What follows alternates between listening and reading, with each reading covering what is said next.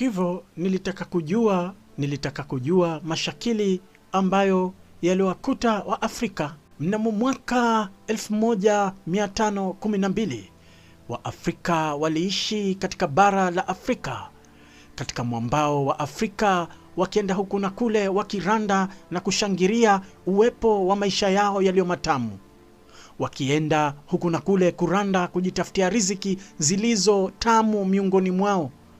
Waafrika waliishi raha mustarehe katika maisha yao ambayo yaliyo matamu, huku wakikwea minazi kujiangushia nazi, wengine wakichukua maboti ambayo yalifungamana na mitumbwi kwenda kuvua sehemu ya baharini na kujipatia samaki.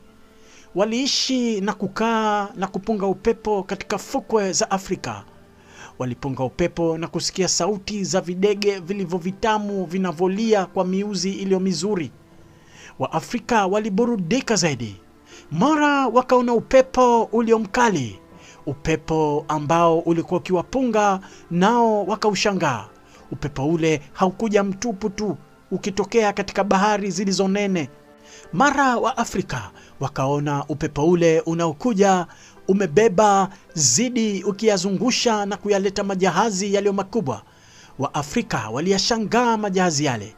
Yalikuja majahazi yale yaliyobeba watu walio wakorofi, yaliwabeba mafashisti wenye uchu kisha na mali na kumkamata Mwafrika. Wenye uchu ya mali ya Mwafrika yalikaa na kutosa nanga katika sehemu ya fukwe za Afrika.